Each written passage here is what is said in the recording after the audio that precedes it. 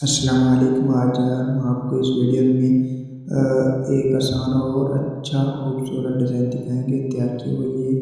Back side पे आपको दिखाई जा रही जो चिप्स पर डिज़ाइन किया राइटिंग किया हुआ है और ये फ्रंट साइड दिखाई जा रही है। काफ भी है, कॉलर भी और फ्रंट पट्टी भी होगी। और इसमें मज़ीद आपको नेक्स्ट ग्राफिक में आपको तब्दीली करके दिखाएंगे। ये कॉलर तैयार किया गया और इसमें भी अब मज़ीद तब्दीली करनी है। फ्रंट पट्टी ये देखें, अब आपको इसमें ये तब्दीली की है, कॉलर तैयार किया हुआ है। अगर आप हमारे चैनल पर पहली बार आए तो हमारे चैनल को सब्सक्राइब और लाइक कर लें। आपका बहुत बहुत शुक्रिया होगा, आपके ताउन करने का बहुत बहुत शुक्रिया होगा। आपको कोई मज़ीद डिज़ाइन चाहिए तो हमारे चैनल पर आ सकते हैं और देख सकते हैं। ओके, शुक्रिया।